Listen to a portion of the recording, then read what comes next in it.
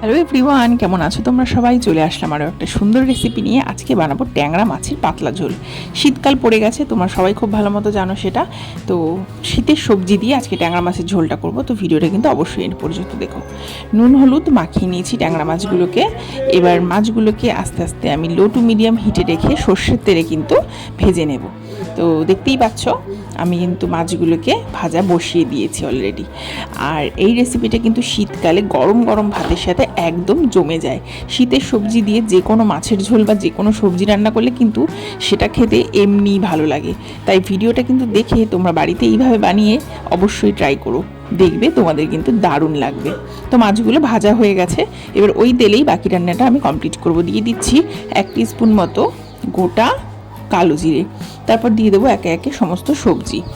আমি এখানে ফুলকপি, আলু আর শিম সুন্দর সাইজ করে কেটে নিয়েছি এবং চেষ্টা করেছি সব সবজিকে একই সাইজ রাখার, তাহলে কিন্তু তরকারির স্বাদ হবে আরও বেশি সুন্দর। নুন আর হলুদ দিয়ে সবজিটাকে আমি বেশ লালচে মতো করে ভেজে নেব। একদম খুব কড়া ভাজা করব না, কিন্তু একটু সেদ্ধ মতো হবে এবং গায়ে একটা সুন্দর কালার আসবে।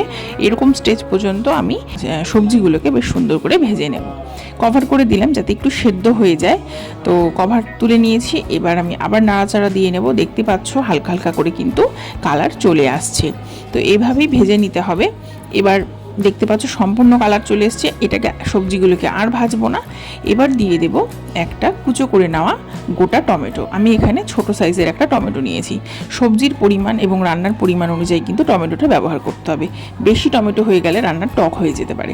তো টমেটোটা দিয়ে আর কিছু চেরা কাঁচা লঙ্কা দিয়ে আমি কভার করে দেব 5 মিনিটের জন্য।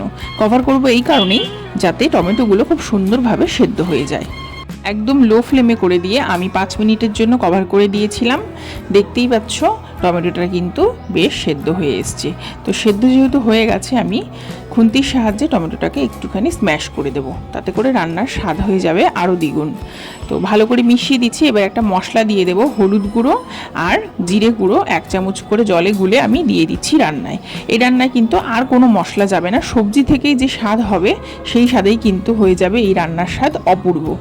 তো এভাবেই সব মশলাটা কষা হয়ে গেলে দিয়ে দেব 2 কাপ মতো ঝোল বা জল। জলের পরিমাণটা কিন্তু এই রান্নায় একটু বেশি হবে, তার কারণ নামেই আছে ট্যাংরা মাছের ঝোল।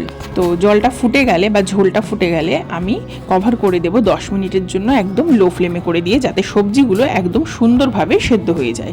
10 মিনিট পর আমি সমস্ত ভেজে রাখা মাছগুলোকে দিয়ে আরও 5 মিনিট মতো রান্না করে নেব।